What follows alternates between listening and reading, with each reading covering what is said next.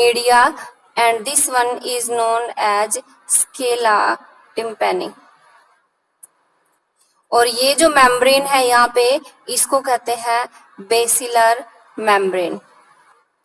Easy है, ठीक है, बहुत इजी है, समझ आ गया ये बेसिलर मेम्ब्रेन। उसके बाद यहाँ पे जो बेसिलर मेम्ब्रेन है, इसके ऊपर एक ऑर्गन होता है, ये वाला जो ऑर्गन, इस ऑर्गन को कहते हैं organ of Corti. This is known as organ of Corti. इस ऑर्गन ऑफ कोर्टाई में कुछ हेयर लाइक स्ट्रक्चर होते हैं, इस तरीके से हेयर लाइक स्ट्रक्चर होते हैं, पतले पतले थिन हेयर लाइक स्ट्रक्चर होते हैं, जिनका फंक्शन होगा कि जो उनके अंदर मेनली क्या होती है, एफरेंट फाइबर्स होते हैं, एफरेंट नर्व्स होती है। एफरेंट नर्व क्या होती है, जो कि सेंसरी इनपुट सेंड करती है ब्रेन के पास, ठीक है। तो यहाँ पे उन हेयर लाइक स्ट्रक्चर के ऊपर एक मेम्ब्रेन, ये जो मेम्ब्रेन दिखाई दे रहा है, इस मेम्ब्रेन को कहा जाता है टेक्टोरियल मेम्ब्रेन, ठीक है। इसका फंक्शन मैं अभी बताऊंगी आपको, इसको कहा जाता है टेक्टोरियल मेम्ब्रेन। अब देखो, जैसे ही हम कुछ सुनते हैं, जो हेयर सेल्स है उनके ऊपर जो मेम्ब्रेन है, उसके अपोजिट डायरेक्शन में ये मूव करती है, अपोजिट डायरेक्शन में बैंड हो जाती है, ठीक है, जिसकी वजह से एक्शन पोटेंशियल जनरेट होता है और जो ऑडिटरी नर्व्स होती है वो ब्रेन तक सिग्नल लेके जा पाती है। यहाँ तक समझ आ गया, ठीक है। हेयर सेल्स प्रेजेंट होती है, उसके बाद हेयर सेल्स के ऊपर जो मेम्ब्रेन है उसको टेक्टोरियल मेम्ब्रेन बोलते हैं। उसके बाद मैंने आपको बताया था कि जो ईयर है उनका फंक्शन क्या होता है कि हमारा बॉडी का पोस्चर को, हमारी बॉडी के बैलेंस को मेंटेन करके रखना। उस मेंटेनेंस के लिए हमारे ईयर के अंदर एक कॉम्प्लेक्स सिस्टम होता है, इनर ईयर के अंदर ही कॉम्प्लेक्स सिस्टम होता है, जिसको कहते हैं वेस्टिबुलर एपरेटस।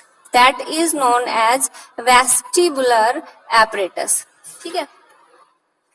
ये देखो, वेस्टिबुलर एपरेटस। तो वेस्टिबुलर एपरेटस के अंदर मेनली दो चीजें होती है, ठीक है, मैं यहाँ पे लिख देती हूँ वेस्टिबुलर एपरेटस। इसके अंदर मेनली दो चीजें होती है, एक हो गया semi circular canal, semi circular canals, और दूसरा होता है वेस्टिब्यूल, ठीक है। दो चीजें होती है, सेमी सर्कुलर कैनाल और दूसरा हो गया वेस्टिब्यूल। आप यहाँ पे ये जो कैनाल लाइक स्ट्रक्चर देख रहे हो ना, ये कैनाल जो है ये सेमी सर्कुलर कैनाल है। दीज आर 3 कैनाल्स, और तीनों कैनाल्स एक दूसरे के राइट एंगल्स पे प्रेजेंट होती है। राइट एंगल्स का मतलब 90 डिग्री के एंगल पे प्रेजेंट होती है। इन तीनों कैनाल्स के अंदर एक हॉरिजॉन्टल कैनाल होती है, एक पोस्टीरियर मतलब पीछे की तरफ कैनाल होती है, एक सुपीरियर मतलब ऊपर की तरफ कैनाल होती है, सबसे आगे की तरफ कैनाल होती है। इन कैनाल्स के बाद जो सूलन स्ट्रक्चर होता है, कैनाल्स के एंड पे एक सूलन का मतलब फूला हुआ, सबके अंदर सूलन स्ट्रक्चर होता है।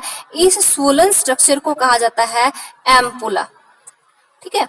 इस एम्पुला के अंदर एक रिज बना होता है, एक प्रोजेक्शन, एक आकृति, एक गड्ढा बना होता है, जिसका नाम है क्रिस्टा एम्पुलारिस, ठीक है, क्रिस्टा एम्पुलारिस।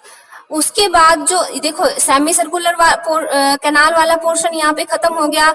उसके बाद सेमी सर्कुलर कैनाल के बाद यहाँ पे ये जो ऑर्गन है, ये जो थोड़ा स्वेलिंग सा ऑर्गन है, इसको कहते हैं यूट्रिकल, ठीक है। यूट्रिकल के बाद एक और ऑर्गन आता है जिसको कहते हैं सैक्यूल, ठीक है, यूट्रिकल एंड सैक्यूल। यूट्रिकल और सैक्यूल दोनों को मिला के कहा जाता है ओटोलिथ ऑर्गन, दोनों को मिला के कहा जाता है ओटोलिथ ऑर्गन।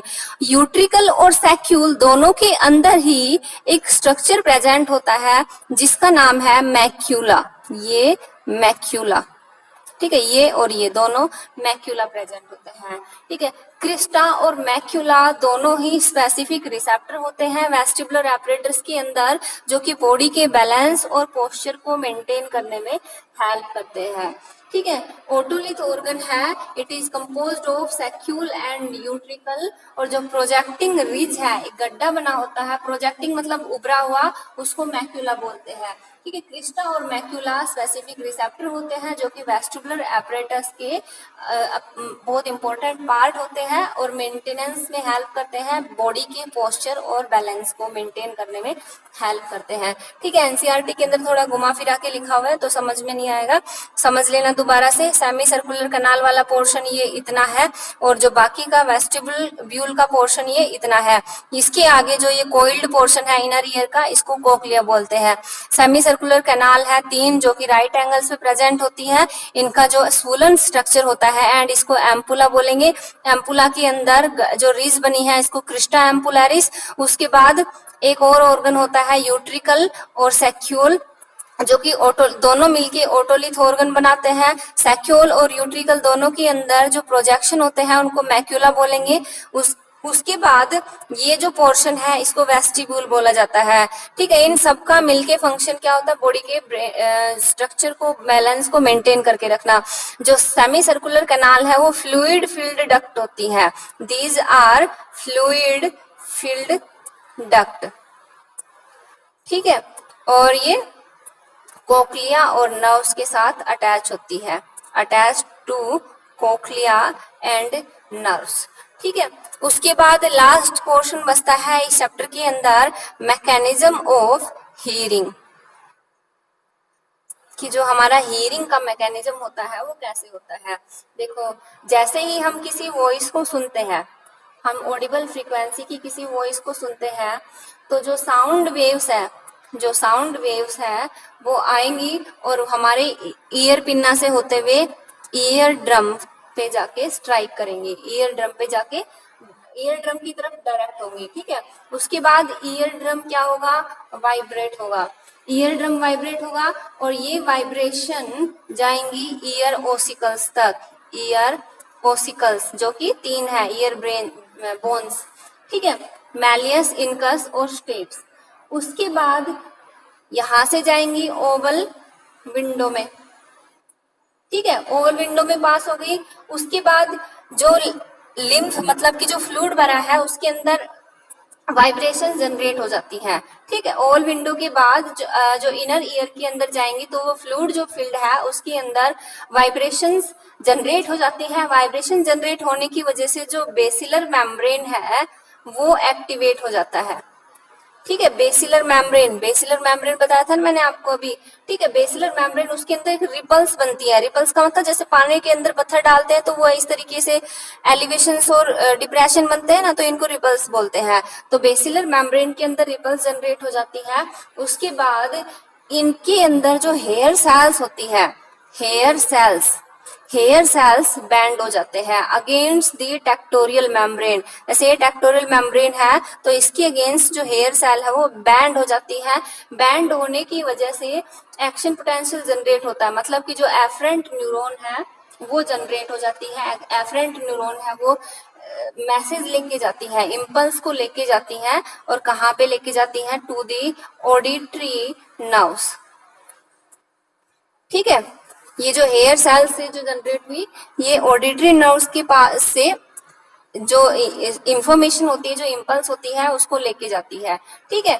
और ये फिर ब्रेन के पास पहुंचाती है इस इम्पल्स को और ब्रेन फिर इंटरप्रेट करता है जिसकी वजह से हम साउंड को रिकॉग्नाइज कर पाते हैं, साउंड को सुन पाते हैं।